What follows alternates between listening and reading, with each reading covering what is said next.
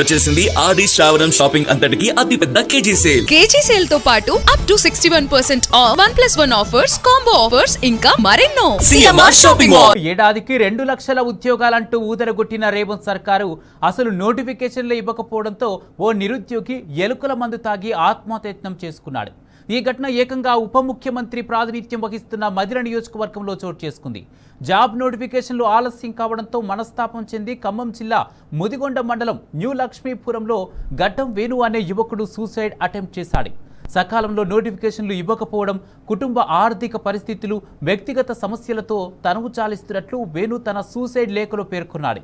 CM Revanth Reddy, deputy CM బట్టి విక్రమార్క స్పందించి నిరుద్యోగుల సమస్యలపై ప్రత్యేక దృష్టి పెట్టాలని లేఖలో విజ్ఞప్తి చేశాడు. తనలాంటి నిరుద్యోగులు ఆత్మహత్య చేసుకోకుండా ప్రభుత్వ ఉద్యోగాల భర్తీ ప్రక్రియను వేగవంతం చేయాలని లేఖలో కోరాడు.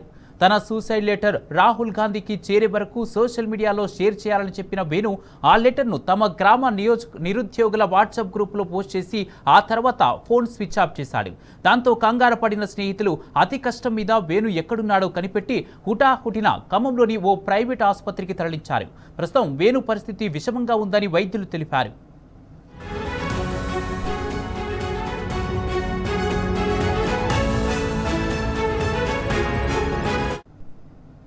ఇదే అంశానికి సంబంధించి పూర్తి అప్డేట్స్ మా ప్రతినిధి సాంబా అందజేస్తారు.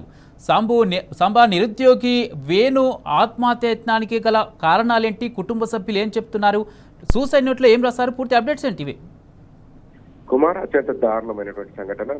నిరుద్యోగి ఆత్మహత్యయత్నం చేసుకోవడం ఖమ్మం జిల్లాలో కలకలం రేపుతుంది. రాష్ట్రంలో ఉన్నటువంటి నిరుద్యోగుల దయనీయ పరిస్థితికి అడ్డం పడుతుంది. ప్రస్తుతం అయితే ఆ యువకుడు ఎవరైతే నిరుద్యోగి ఉన్నాడో గడ్డం వేణుకుమార్ ప్రస్తుతం మృత్యుతో పోరాటం చేస్తున్నాడు. ప్రస్తుతం ఒక ప్రైవేటు ఆసుపత్రిలో అతనికి చికిత్స అందిస్తున్నారు. కుటుంబ సభ్యులు, బంధువులతో కొంతసేపటి క్రితం నేను మాట్లాడితే వాళ్ళు ఆవేదన భరితంగా వేడుస్తున్నారు. ఇప్పటి వరకు ఎలాంటి గ్యారంటీ ఇవ్వలేకపోతున్నారు వైద్యులు. కేవలం చికిత్స కొనసాగిస్తున్నామని చెప్తున్నారు తప్ప బ్రతుకుతాడా లేదనేటువంటి అంశాలు కూడా మాకు క్లారిటీ ఇవ్వడం లేదు సార్ అంటూ ఆ వేణు కుటుంబానికి సంబంధించినటువంటి బాబాయ్తో పాటు సోదరుడు ఇద్దరు కూడా కన్నీరు విపరీతంగా ఏడుస్తున్నటువంటి పరిస్థితి కనిపించింది. ప్రభుత్వం జాబ్ క్యాలెండర్ ఇవ్వకపోవడం వల్లనే తాను సూసైడ్ అటెంప్ట్ చేసినట్లుగా బంధువులు, కుటుంబ సభ్యులు చెప్తున్నారు. వేణుకు సంబంధించినటువంటి ఒకసారి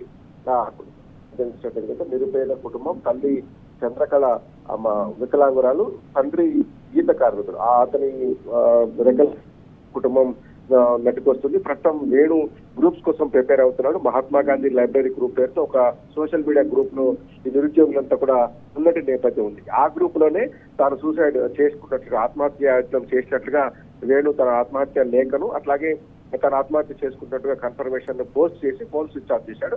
అతి కష్టం మీద గ్రామ కుటుంబ సభ్యులు, గ్రామస్తులు అందరూ వెతికి పట్టుకొని వేణుని ప్రస్తుతం ఒక ప్రైవేట్ ఆసుపత్రిలో చికిత్స అందించినట్టు నేపథ్యం.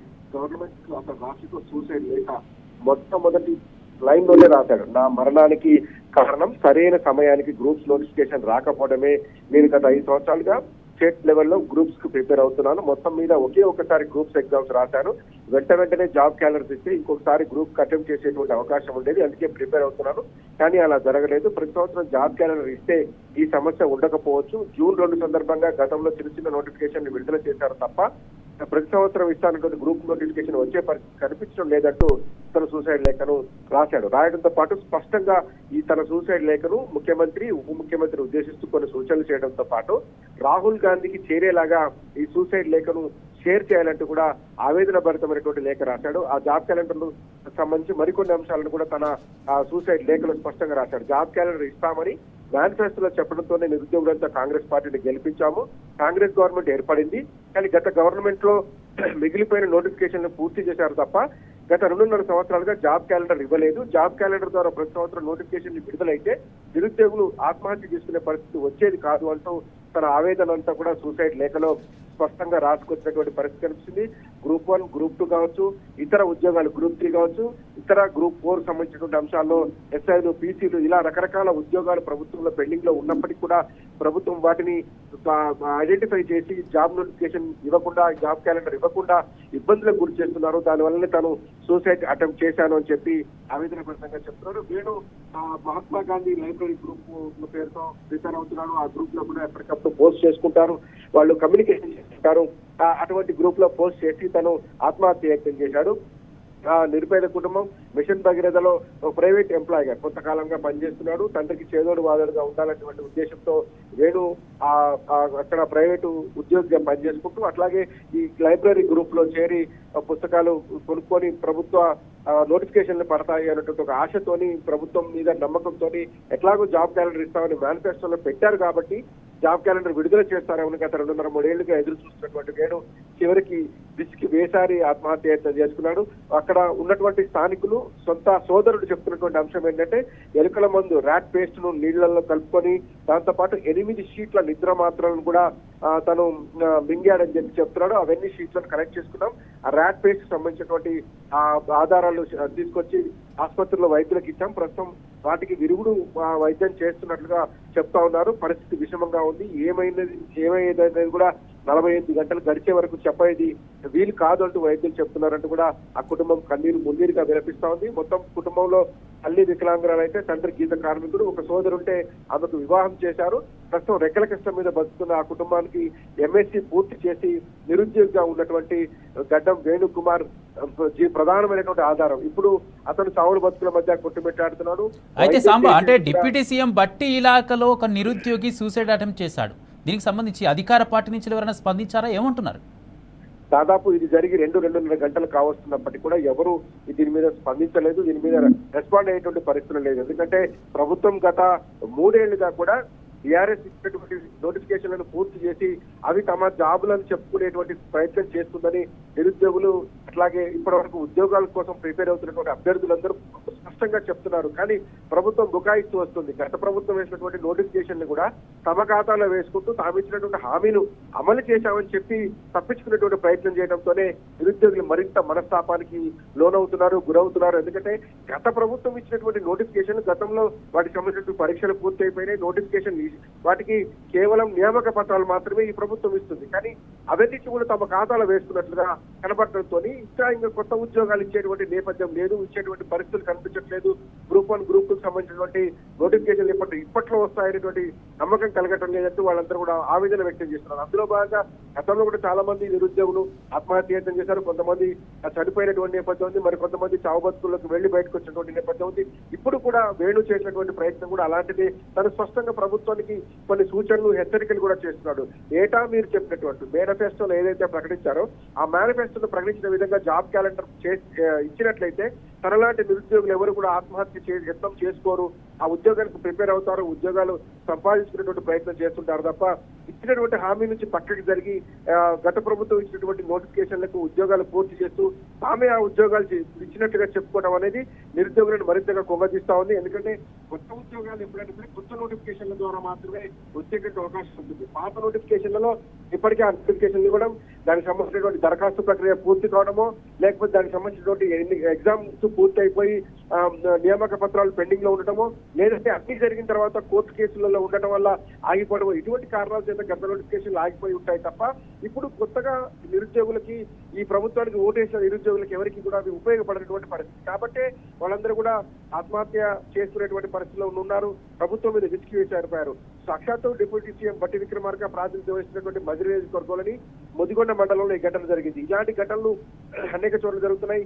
ముఖ్యమంత్రిని కోర్టు చేస్తూ లెటర్ రాశారు. తన లెటర్ లో స్పెషల్ గా ఒక నోట్ కూడా తను రాశారు. తన నోట్ ని ఐడెంటిఫై చేస్తూ, హైలైట్ చేస్తూ ఒక సపరేట్ గా ఒక బాక్స్ కూడా క్రియేట్ చేసి ఆ లేఖలో తన నోట్ రాస్తూ ఇలా చెప్పుకొచ్చాడు.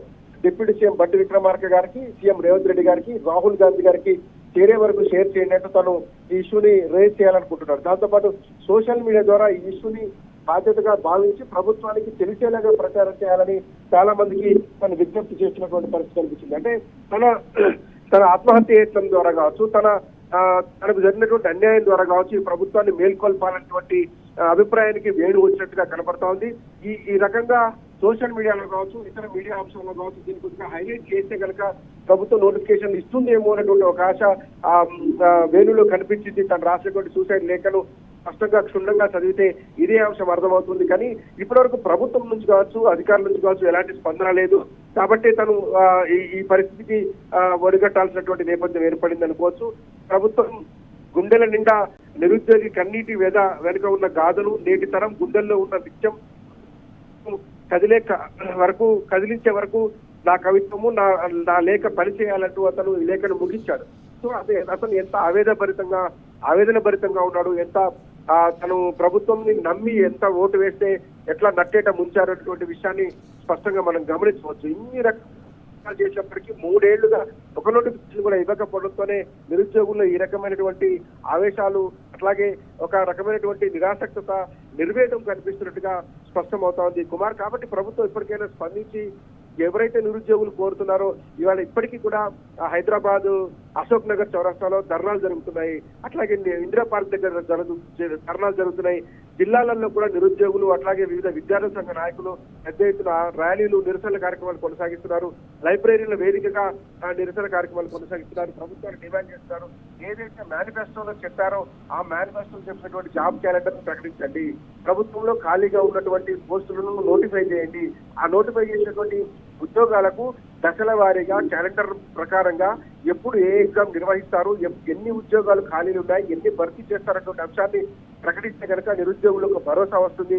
ఆ ఉద్యోగులకు ప్రిపేర్ అయ్యేటువంటి ఆస్కారము, అవకాశం దొరుకుతుంది. కాబట్టి అప్పుడు ఒక భరోసా ఈ రాష్ట్ర నిరుద్యోగులకు దక్కుతుంది అనేటువంటిది ఆ నిరుద్యోగులు కావచ్చు, ఉద్యోగం కోసం ప్రయత్నం చేస్తున్నటువంటి వారు కావచ్చు, చదువుకుంటున్నటువంటి వారు అందరూ కూడా ఈ ప్రభుత్వాన్ని స్పష్టంగా డిమాండ్ చేస్తున్నారు. కానీ ప్రభుత్వంలో ఎక్కడా చల్లం కనిపించడం లేదు. ఇచ్చినటువంటి హామీ నుంచి పక్కకు తప్పుకున్నటువంటి కనీసం ఆ స్పృహ కూడా ఈ ప్రభుత్వంలో కనిపించట్లేదు. కానీ ఇచ్చినటువంటిది ప్రభుత్వం వేరే ప్రభుత్వం, బీఆర్ఎస్ ప్రభుత్వంలో, కేసీఆర్ ప్రభుత్వం హయాంలో ఇచ్చిన నోటిఫికేషన్లకు కంటిన్యూ చేస్తూ వాటికి నియామక పత్రాలు ఇస్తూ ఆ నియామకాలన్నింటినీ కూడా తమ ఖాతాలో వేసుకోవడం ద్వారా నిరుద్యోగులను మోసం చేస్తున్నటువంటి అభిప్రాయం ఇప్పుడు వేణు వెలిబుచ్చాడు. వేణువే కాదు, గతంలో ఈ అటెంప్ట్ చేసినటువంటి సూసైడ్ అటెంప్ట్ చేసినటువంటి వాళ్ళు కావచ్చు, తనువు సాధించినటువంటి నిరుద్యోగులు కావచ్చు, ఇదే అంశాలను వాళ్ళందరూ కూడా ప్రస్తావన చేశారు. ఆ ప్రభుత్వం ఇచ్చిన నోటిఫికేషన్లు మీ కోటాలోకి రావు, అవి ఆ ప్రభుత్వం ఇచ్చినట్టుగానే ఉన్నటువంటి నోటిఫికేషన్లను మీరెందుకు తమ ఖాతాలో వేసుకుంటున్నారు, అవి మీ ఖాతాలోకి రావు, మీరు స్పష్టమైనటువంటి జాబ్ క్యాలెండర్ ప్రకటించాలని నిరుద్యోగులు కోరుతా ఉన్నారు. ఆ డిమాండ్కి ఇప్పటికైనా ప్రభుత్వం తలపడాల్సిన అవకాశం ఉంది. ఎందుకంటే మేనిఫెస్టోలో పెట్టారు, రాహుల్ గాంధీని తీసుకొచ్చి చెప్పించారు, ప్రియాంక గాంధీని తీసుకొచ్చి చెప్పించారు, అట్లాగే మల్లికార్జున ఖార్గే, ఏఐసిసి ప్రెసిడెంట్ మల్లికార్జున ఖార్గే తీసుకొచ్చి ప్రకటించారు. బీసీ డిక్లరేషన్లు, యువత డిక్లరేషన్లు, తర్వాత జాబ్ క్యాలెండర్ వంటి అంశాలు జాతీయ నాయకులతో హామీలు ఇప్పించిన తర్వాత ఆ హామీల నుంచి వెనక్కి తప్పుకోవడంతోనే ఇవాళ నిరుద్యోగ యువతలో అట్లాగే పెద్ద ఎత్తున ఆగ్రహావేశాలు వ్యక్తమవుతున్నాయి. వాళ్ళు ఆవేదన భరితంగా చేస్తున్నారు. ఇది మంచి పరిణామం కాదు తెలంగాణ సమాజానికని పలువురు అభిప్రాయపడుతున్నటువంటి పరిస్థితి కనిపిస్తుంది. ఇప్పటికైనా మంత్రులు కావచ్చు, ముఖ్యమంత్రి కావచ్చు, దీనికి సంబంధించినటువంటి కసరత్తు మొదలుపెట్టి ఇట్లాంటి సంఘటనలు పదే పదే రిపీట్ కాకుండా చూడాల్సినటువంటి బాధ్యత ప్రభుత్వం మీద ఉన్నటువంటి డిమాండ్ వినిపిస్తుంది Kumar. Right, thank you Samba.